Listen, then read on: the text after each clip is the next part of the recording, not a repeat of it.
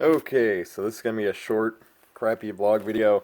So this is gonna be on, ignore my crappy background. In fact, I'm recording this from a phone. So this is gonna be sort of a response slash just a general vlog opinion on the Star Wars series with Disney. And what I think so far. And I'm gonna talk about. Firstly, I skipped Last Jedi. Nope, I will completely avoid that. Probably until the third movie comes out. Maybe I'll see it, maybe I won't. Like, I hated Avengers 2 after the second time I saw it, and I don't think I've seen it since then. Um, people still, some people now will talk crap about that movie because of all its flaws, and thank you, but like, aside from that, most people will still defend the whole entire Marvel Cinematic Universe, which I would easily say that half of it is something that I would not say was fantastic. But let's talk about Star Wars. So this is in response to what is it? The Real Comic Book Gamer. Love his channel. So if you're into comic books, video games, Star Wars, sci-fi, just about anything that's or nerd related, depending on who you are, he's great. So this is a response to Has Disney ruined Star Wars? I'm only about halfway through. But I decided to talk about it. So I agree with him. I do like Rogue One. Um, I thought the diversity was a little mishandled from my perspective, but he seems to like it. Um, I did think the ending was kind of rushed, considering like everyone knows that everyone was gonna die because it's a prequel to A New Hope, and that movie, it's based on a throwaway line, which was to me the biggest problem with that movie. Is essentially it's about how Leia got the information about the um,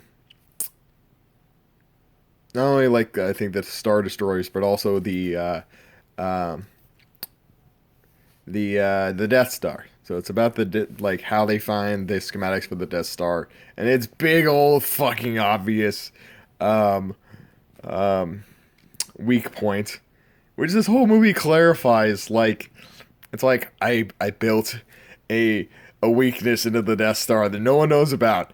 I'm like, what? You're talking about this shit like I think it doesn't really, the reveal isn't until technically until I think the Empire Strikes Back or whatever, where they blow up the damn thing with like the stupidest, like it was the stupidest thing in the plot. Just one hit and it's dead. It's completely wrecked. And no one notices that shit. Like they build up one whole movie based on this. That's hilarious. Um um oh my god. Uh so I like that they went with the premise of, oh, it's someone who, an engineer for the Death Star, the one that designed the whole thing, has this whole secret, and the Empire is actually um, going after him and trying to find the schematics, and the rebels get them in the end anyway. But what's weird is then the Empire would know there was a problem. The only reason they don't know is because everything gets destroyed, which is weird. It's convoluted. I don't think it's great because of that, but I think it's a good, solid movie on its own. Um, Real Comic Book Gamer does not like The Force Awakens, which I can see why, because he's a fan of, I think, the original trilogy. I think, I forget if he hates or at least likes uh, the the prequel trilogy. I'm not entirely sure. It's been a while since I've looked at all the Star Wars stuff. I think it has its place. Yes, it has its damn problems. It had a million of them. One was direction. Two was tone. Three was writing cohesively, which is a problem that George Lucas has. If you need a better example or an obvious example, say Kingdom of the Crystal Skull. I could dissect the shit out of that movie. Oh, it'd be glorious. Sorry, I'm pulling a PewDiePie. I watched the shit out of PewDiePie earlier today. It was fantastic. I loved it a lot. Um, all the problems with Kingdom of the Crystal Skull is that every other line of dialogue is a better story in a comic book of Indiana Jones. As George Lucas' writing problem is that he writes a better story within a story, and that was the problem with Star Wars. But as for the Force Awakens, what I liked about it and why I will skip the Last Jedi, um, was that it both combined new characters that were fairly interesting to me with the old cast. I don't know what Real Comic Book Gamer hated about that. I know in this video he's saying he really hated what they did to Han Solo, and I can somewhat agree. I didn't read the comics, which is where he's coming from, so I don't know entirely. And also, as he said at the end of Return of the Jedi, they sort of tied up all the loose ends with old characters, so I didn't think they needed to be around. Which I can agree with. I mean, it is a little forced in forced in the Force Awakens when Rey essentially finds like every important character. Like she finds Han Solo because she lives on a planet where it just so happens the Millennium Falcon was left behind on, or Han sort of lost in a bet and was trying to find for like 30 years, 40 years. I mean, if he lost in a bet, he would know who had it. And if, that person happened to sell it later on within this 30 or 40-year time frame, he'd still know. Because it said in the movie he's been tracking it down and they finally find it. Like, as Rey and new character Finn are searching it for some reason. I forget the exact reason. I have The Force Awakens. It's like the only Star Wars DVD or Blu-ray I have. I do have the original trilogy and its remaster on VHS. Um, but you know, I thought Han's ending was okay. I didn't dislike it as much as Real Comic Book Gamer, but different context. I liked it because you can see for me that Han was trying to be a decent parental figure after he sees his son go to the dark side. And after somewhat knowing that the Force may be real and it's not just, bullshit by like, at the Return of the Jedi. He's realizes there may be something to the Force and to his friends, and he wants to be a better person. He's still a smuggler, but he wants his family to be together again, and that's something that was real to me. I liked it, so I didn't have a problem with Han dying that way. But and Finn was my favorite character in that movie. He was um,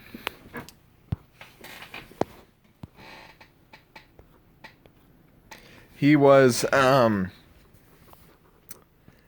he was like the main character of that movie, which is sad. Rey's supposed to be this hero, the person tied to the Force. She's supposed to be like the next Luke Skywalker and shit. But I was all about Finn. I'm not usually like oh my god, black characters, diverse characters. Well, actually, no, I really love black characters in media. They always have like the best backstories and shit. So that's my bias. But like, he was a fucking stormtrooper, and it's alluded to in the movie, and it's probably because I'm not seeing Last Jedi. I don't know if it's resolved. I highly doubt it. Like, it's alluded to by Phasma and the New Order of the Empire or Republic or whatever the fuck it is. That he's in a class of stormtroopers after the clones that are sort of kidnapped people from different planets. And from birth or from childhood, they are kidnapped and forced to become troopers. They are assigned a number, code name, and to assassinate at anything that moves at all costs according to orders from the new order. And Finn is, I guess it's his first combat mission outside of what I assume are maybe like X-Men, there's like a danger room or something. It's like digital combat or something.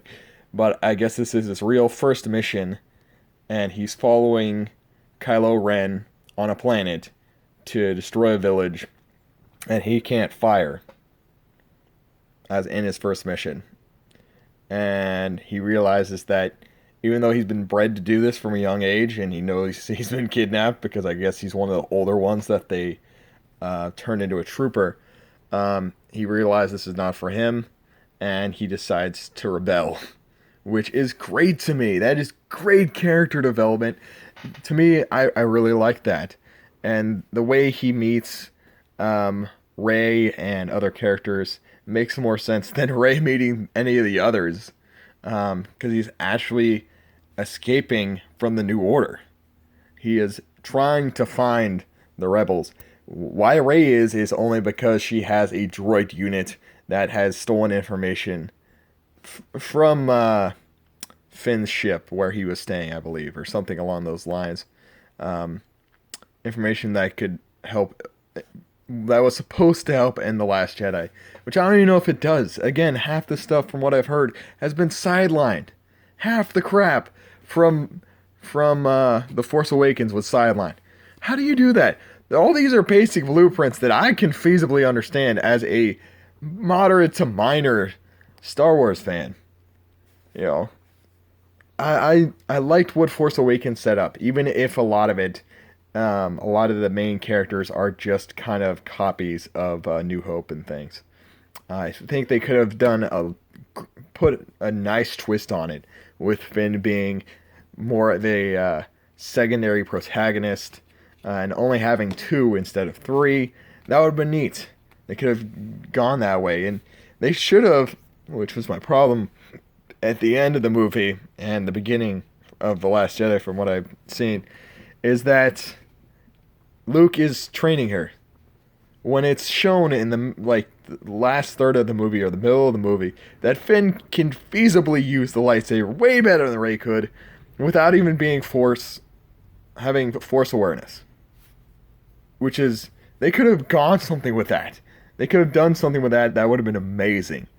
And they could have easily skipped the Luke thing, just ignored it, or brought it up later at the end of the movie of him facing Kylo Ren for his atrocities. They could have easily, Finn and Rey training on maybe the desert planet that's shown, or some other planet where, they realize that they can be a force for good, and he can show his abilities that he learned in combat training to Rey before meeting Luke and trying to convince him to face off against Kylo. Not necessarily to kill him, but to show him what the good side of the Force can do. That would have been amazing, but none of that happened. So that's why I won't see Last Jedi right now. There's just things that I saw and most people didn't. And especially these weird new generation Star Wars fans that are all about gender equality, race equality, and crap. I just can't deal. Maybe it's because I saw the original trilogy on VHS in the late 90s and early 2000s that I just can't get behind it. I just know. No. It doesn't have to be race. Hell, it's multiple alien species in Star Wars. Just because there's random races doesn't make it good. Rogue One had a lot of different races, and it was good because it had great characters. Not because they have to be Hispanic, black, Asian, white, whatever, that were part of that this sting operation. They were just written well enough to handle their own in a situation that was dangerous. Anyway, so in my opinion, Force Awakens, good to great in some ways for me. Rogue One, pretty decent. And I'm gonna skip Last Jedi. Fuck it. Fuck it to hell. Screw the director, producer / writer of that movie. I can't remember his name right now, but that guy ruined everything J.J. Abrams brought to the table. Who's a very overrated producer and writer anyway, but the fact that you couldn't top him, who uses every stereotype in the book, by the way, but he used it effectively. You couldn't take any of his tropes and go with them. Any of them. Especially Finn. That's an easy one. Like, making a good black character. Nope. We brought in some Asian chick. Because that's worked well in Star Wars before. And because frickin' space samurais, we need Asian diversity. We have to. It's cultural appropriation, bitches. So, anyway, later.